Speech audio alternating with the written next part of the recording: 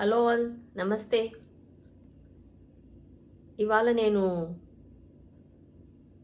అన్వేష్ గారు జరిపించిన art of how to say no session గురించి ఫీడ్బ్యాక్ షేర్ చేయాలనుకుంటున్నాను.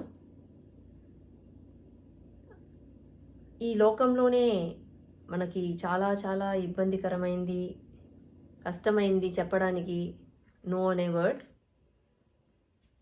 ఆయన సెషన్ స్టార్ట్ అయ్యేటప్పుడే గూగుల్ పే ఇచ్చి నంబర్ ఇచ్చి అందరినీ ట్రాన్స్ఫర్ చేయమన్నారు. సెషన్ ఓపెనింగ్ చాలా చాలా బాగుంది.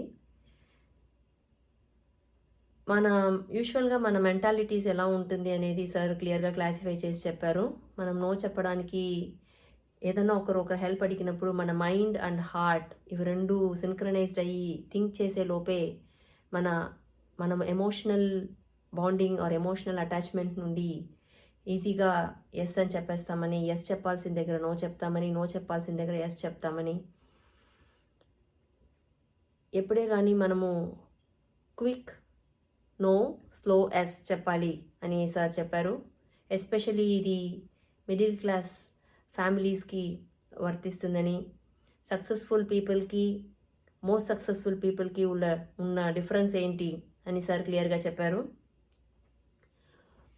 ఒకరు నో చెప్పడం కూడా ఒక పెద్ద కళ. అది చెప్పాలంటే మన ప్రియారిటీస్ తెలియాలి. క్విక్ నో, స్లో ఎస్, ఇవి రెండు మనం చెప్పాలి. Know your self, value of your time తెలియాలి. ఎప్పుడే కానీ అపాలజైజ్ చేయకూడదు. స్టాప్ బీయింగ్ నైస్, ఎప్పుడు మనం మంచిగా ఉండాలి అనుకునేది చేయకూడదు.